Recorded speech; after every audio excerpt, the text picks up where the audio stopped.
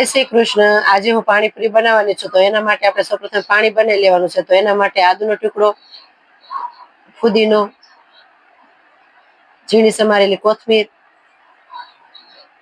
ધોઈને બધું લઈ લેવાનું છે। અને લીલા મરચા 2-3 નાખવાના છે। બહુ તીખા હોય તો એક જ મરચું નાખવું, નહીતર પાણી વધારે પડતું તીખું થઈ જશે। અને 2 મરચા મેં નાખ્યા છે અંદર। અને ફુદીનો ને બધું તાજું જ લેવાનું છે, એકદમ સરસ ધોઈને લઈ લેવાનું છે। અને આખા મરી જો હોય તો આખા મરી પણ નાખવાના છે। જો મરી પાવડર હોય તો આખા મરી આમાં ક્રશ કરવામાં ન નાખવાના। આ બધું નાખી પછી એમાં અડધો ગ્લાસ પાણી રેડી અને મિક્સરમાં આપણે સરખી રીતે એને ક્રશ કરી લેવાનું છે બધું। આખું પાન ન રહે એ રીતના આપણે ક્રશ કરી લેવા। હવે આ ક્રશ થઈ જાય પછી ગ્રેવી આપણે એક મોટા વાસણમાં લઈ પવાલીમાં, એમાં આપણે પછી સાદું પાણી પણ એડ કરી દેવાનું છે। આપણે જેટલું પાણી બનાવવાનું હોય એ પ્રમાણમાં આપણે બનાવી લેવું। આ બધું પાણી મિક્સ થઈ જાય પછી આપણે આ ગ્રેવી અંદર સરખી રીતે નાખી અને સરખી રીતે આપણે લોયાથી હલાવી લેવું। અને પછી એમાં આપણે બધા મસાલા એડ કરવાના છે થોડા થોડા। સરખી રીતે મિક્સ થઈ જાય ડોયાથી પછી એમાં આપણે સ્વાદ પ્રમાણે મીઠું,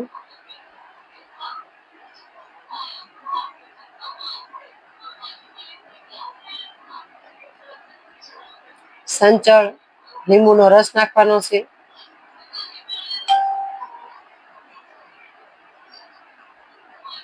ચાટ મસાલો,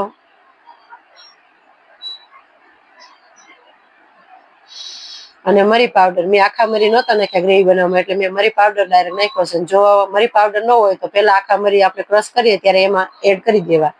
આ બધું નાખીને સરખી રીતે આપણે મિક્સ કરી દેવાનું છે। અને પછી આપણે એને ટેસ્ટ કરી લેવો। જો થોડુંક એમ થાય કે ઓછું લાગે તો નાખવું, સંચળ થોડું વધુ નાખવું। અને પછી આપણે એને ફ્રીઝરમાં પાણીને મૂકી દેવું। હવે એનો આપણે મસાલો તૈયાર કરવાનો છે। તો બટેટા બાફીને આપણે લઈ લીધા હતા, એનો સરખી રીતે છૂંદો કરી એમાં આપણે ચણા નાખવાના છે બાફેલા। અને પછી એમાં આપણે સરખી રીતે એમાં મીઠું સ્વાદ પ્રમાણે અને લાલ મરચું નાખવાનું છે। લાલ મરચું નાખવાનું છે પણ એ આપણે કોરું મરચું નથી નાખવાનું। તો પેલા આપણે લાલ મરચામાં થોડું પાણી એડ કરી દેવું અને પછી જે ભીનો મસાલો હોય એ એમાં નાખવાનો છે, જેથી કરીને આપણે જે પાણીપુરીનો છુંદાનો મસાલો છે એનો ટેસ્ટ છે એકદમ મસ્ત આવશે, થોડોક અલગ લાગશે। જો તમે કોરું મરચું નાખશો તો એનો સ્વાદ અલગ આવશે। અને થોડુંક પછી જયારે પાણીપુરી ભરવાનું થાય એ વખતે થોડુંક તમારે જો અંદર પાણીપુરીનું જે આપણે પાણી બનાવ્યું છે એ નાખવું હોય તો નાખી શકાય। અને પછી આપણે પૂરી છે અમે તૈયાર લઈ આવ્યા છીએ। અને બધો મસાલો છે એ સરખી રીતે બધી પૂરી છે એમાં આપણે ભરવાનો છે। બહુ વધારે પડતો પણ નથી ભરવાનો, જેથી કરીને એકલું બટેટું ખાતા હોય એવું ન લાગે, એટલે થોડોક ઓછો ભરવો માપ પ્રમાણે। ઉપર સેવ, ઝીણી સમારેલી ડુંગળી ઓપ્શનલ છે, જો ખાતા હોય તો નાખીએ, એટલે અમે મસાલામાં નથી નાખતા, ઉપર સમારીને રાખીએ છીએ, જેથી કરીને ખાતા હોય ન ખાતા હોય તો વાંધો ન આવે।